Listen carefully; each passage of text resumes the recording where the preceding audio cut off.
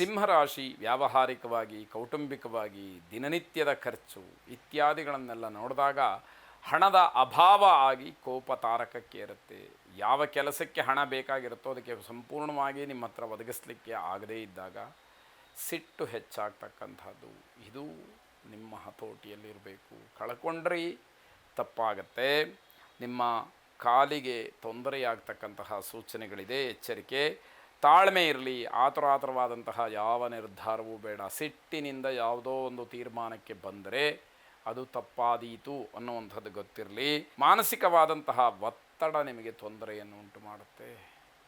ಅಷ್ಟೊಂದು ಮಾನಸಿಕವಾಗಿ ಎಲ್ಲವನ್ನು ಹಚ್ಚಿಕೊಂಡು ಹೋಗೋದಕ್ಕೆ ಆಗಬಾರ್ದು ಅನ್ನುವಂಥದ್ದು. ಯಾವುದೇ ಕೆಲಸವನ್ನು ಆರಂಭ ಮಾಡಬೇಡಿ. ಬದಲಾಗ್ತಾ ಇರತಕ್ಕಂತಹ ಹವಾಮಾನದಿಂದ ಶೀತ, ಜ್ವರ ಇತ್ಯಾದಿ ಸಮಸ್ಯೆಗಳು ನಿಮಗೆ ಕಾಡಬಹುದು. ಎಚ್ಚರಿಕೆ ಇರಲಿ. ಇಂದ್ರಾಕ್ಷಿ ದೇವಿಯನ್ನು ಪ್ರಾರ್ಥನೆ ಮಾಡಿ. ಶುಭವಾಗಿ.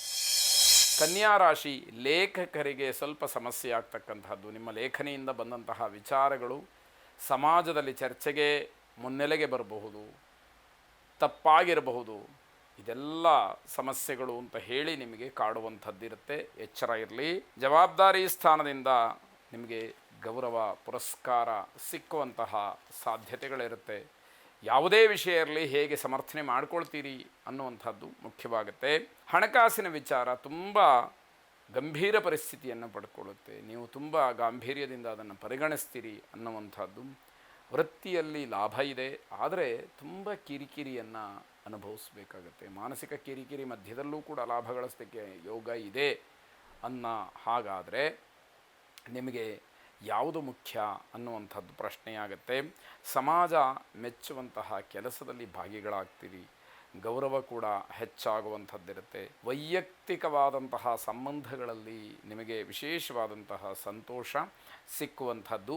ಮನ್ಯು ಸೂಕ್ತವನ್ನು ಶ್ರವಣ ಮಾಡಿ. ಆ ಮಂತ್ರಗಳನ್ನು ಶ್ರವಣ ಮಾಡೋದ್ರಿಂದ ಕೊನೆಯ ಮಂತ್ರದಲ್ಲಿ ಹೇಳ್ತಾರೆ, ಹೃದಯೇಶು ಶತ್ರವಃ ಪರಾಜಿತಾಸೋ ಅಪನಿಲಯಂತ ಅಂತಕ್ಕಂಥದ್ದು. ಮಾನಸಿಕವಾಗಿ ಯಾವ ಒಂದು ವೈರುಧ್ಯ ಇದೆ, ಶತ್ರುತ್ವ ಇದೆ, ಅದು ಪರಾಭವಗೊಳ್ಳಿ. ಮಾನಸಿಕವಾದಂತಹ ಧೈರ್ಯ ಸ್ಥೈರ್ಯಗಳು ನಿಮ್ಮದಾಗಲಿ. ಶುಭವಾಗಿ. ತುಲಾರಾಶಿ ಸಂಬಂಧಿಕರ ಮಾತು ಏನೋ ಒಂದು ರೀತಿಯ ಸಮಾಧಾನವನ್ನು ಕೊಡ್ಬೋದು.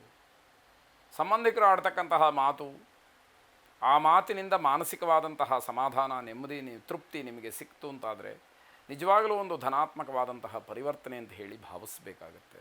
ಹೊಸ ಕೆಲಸದ ಬಗ್ಗೆ ಮನಸ್ಸಿರುತ್ತೆ, ಆದರೆ ಧೈರ್ಯ ಇರುವುದಿಲ್ಲ. ಆರ್ಥಿಕವಾದಂತಹ ವಿಚಾರ, ಹಣಕಾಸಿನ ವಿಷಯ ವ್ಯಾವಹಾರಿಕವಾಗಿ ಮುನ್ನೆಲೆಗೆ ಬಂದಾಗ ಆ ಧೈರ್ಯ ಅಂತಕ್ಕಂಥದ್ದು ಬರುವುದೇ ಇಲ್ಲ. ಎಲ್ಲಾದರೂ ನಷ್ಟ ಆಗಿಬಿಟ್ರೆ ಯಾವ ರೀತಿ ನಾನು ತಡ್ಕೊಳ್ಳೋದು ಅನ್ನುವಂಥದ್ದು. ನಿಮ್ಮ ಜವಾಬ್ದಾರಿಯನ್ನು ಕಟ್ಟುನಿಟ್ಟಾಗಿ ಪಾಲಿಸಬೇಕು. ಇಲ್ಲದಿದ್ದರೆ ಅಪಮಾನವಾಗುತ್ತೆ. ನಿಮ್ಮ ಕರ್ತವ್ಯ ಏನಿದೆ, ನೀವೇ ಮಾಡಬೇಕಾದಂಥದ್ದೇನಿದೆ ಅದನ್ನು ಸಕಾಲದಲ್ಲಿ ಮಾಡಿ ಪೂರೈಸಬೇಕಾಗತ್ತೆ. ಕೆಲವು ಕೆಲಸಗಳನ್ನು ಸಕಾಲದಲ್ಲಿ ಮಾಡಿ ಪೂರೈಸಬೇಕು ಅಂತಕ್ಕಂತಹ ಒತ್ತಡವೂ ಕೂಡ ಇರುತ್ತೆ ನಿಮಗೆ. ನೀವಂದುಕೊಳ್ಳೋದು ಬೇರೆ, ಹೊರಗಿನ ಒತ್ತಡವೂ ಕೂಡ ಇರತಕ್ಕಂಥದ್ದು. ಹೃದ್ರೋಗಿಗಳಿಗೆ ಸಮಸ್ಯೆ ಆಗ್ತಕ್ಕಂತಹ ದಿವಸ.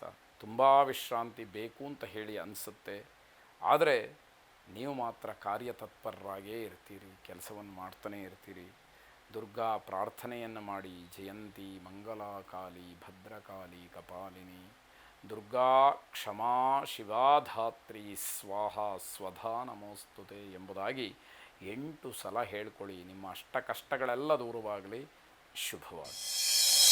ವೃಶ್ಚಿಕ ರಾಶಿ ನಿಮ್ಮ ಸ್ನೇಹಿತರನ್ನು, ಆತ್ಮೀಯರನ್ನು ಗೌರವಿಸ್ತಕ್ಕಂತಹ, ವಿಶ್ವಾಸದಿಂದ ಕಾಣ್ತಕ್ಕಂತಹ ಕೆಲಸವಾಗಲಿ.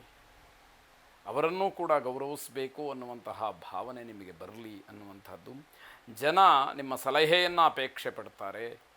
ಯೋಗ್ಯರಿಗೆ ಸೂಕ್ತವಾದಂತಹ ರೀತಿಯಲ್ಲಿ ಸಲಹೆಯನ್ನು ನೀಡಿ ಅವರಿಗೆ ದಾರಿದೀಪವಾಗಿ ಅಂತಕ್ಕಂಥದ್ದು.